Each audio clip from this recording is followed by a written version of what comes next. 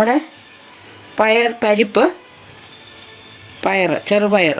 ഇത് ചെറുപയർ പൊട്ടിച്ചതാണ്. ഇപ്പോൾ എൻ്റെ ഇവിടെ കുതിർന്നിട്ടുണ്ട്. ഇത് കണ്ടോ, ഇങ്ങനെ. ഇത് കണ്ടോ, ഈ പരിപ്പിൻ്റെ പുറത്തുണ്ടായിരുന്ന തൊലിയാണ്. ഇത് വേണമെങ്കിൽ എടുക്കാം, അല്ലെങ്കിൽ അങ്ങ് കളയാം, കുഴപ്പമില്ല. ഇത് വാങ്ങിക്കോളും. ഇത് ഈ പരിപ്പ് തണ്ട ഇങ്ങനായിരുന്നു ആദ്യം. ഇങ്ങനായിരുന്നു, കണ്ടോ.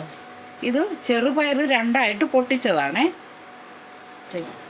കണ്ടോ, ചെറുപയറായത് കണ്ടോ, രണ്ടായിട്ട് പൊട്ടിച്ചതാണ്. ഇത് നമുക്ക് ഒരു കഴുകി രണ്ടത്ത് കഴുകുമ്പോൾ ഇതങ്ങ് പോകും. കിടന്നാലും കുഴപ്പമില്ല, പോയാലും കുഴപ്പമില്ല. നമുക്ക് ആവശ്യമുള്ളത് ഇതാ, അത് കിട്ടി. നമുക്കിത് ഈ കുക്കറിലോട്ടിട്ട് വേവിച്ചെടുക്കാം. കുക്കറിലോട്ട് വാരിയിടാമേ. ഇച്ചിരി മഞ്ഞൾപ്പൊടി, കുറച്ച് ഉപ്പ്, വെള്ളം ഒഴിക്കാമേ. ഇതിനൊരു പാത്രം പരിപ്പാണ് നമ്മളെടുത്തത്. അപ്പോൾ ഈ പാത്രത്തിന് 3 പാത്രം വെള്ളമാണ് ഒഴിക്കണ്ടേ. ഒരു ഗ്ലാസ് പരിപ്പിന് അതേ പാത്രം കൊണ്ട് 3 പാത്രം. നമുക്കിത് കുക്കർ അടച്ചു വെച്ച് 4 വിസിൽ വരും വരെ വേവിച്ചെടുക്കാമേ. ജീരകം ഇടാമേ. ഇനി നമുക്ക് ഉള്ളി, പച്ചമുളകും കൂടെ ഇടാം.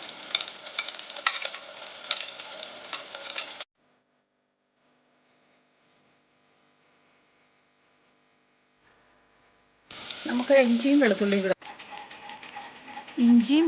ഇടാമേ.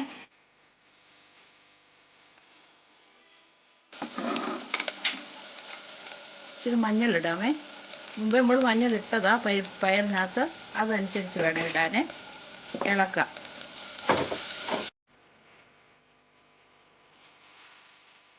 രണ്ട് തക്കാളി അരിഞ്ഞത് ഇടാം.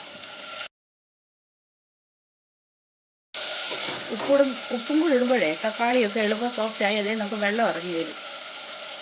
പരിപ്പ് വേവിച്ചപ്പോഴും ഉപ്പിട്ടതാ, അതനുസരിച്ച് വേണം ഇടാൻ.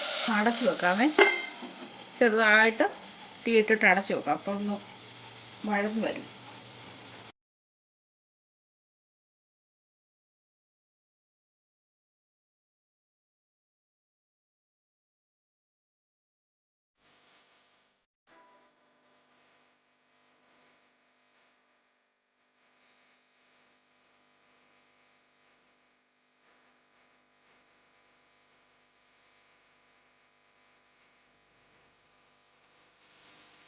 മുളക് പൊടി ഇടാമേ.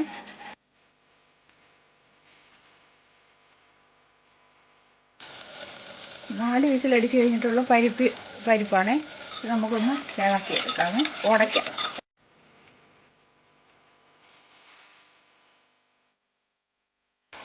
പരിപ്പ് ഒഴിക്കാമേ.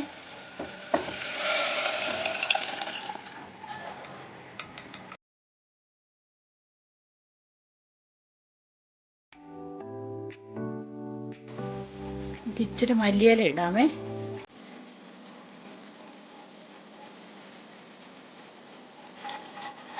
നമുക്കൊന്ന് കടുക് വറുത്തൊഴിക്കാമേ. കടുകും ഇച്ചിരി വെളുത്തുള്ളി അരിഞ്ഞതും കൂടാന്നേ. വെളുത്തുള്ളി അരിഞ്ഞിടുമ്പോൾ നല്ല ഫ്ലേവർ.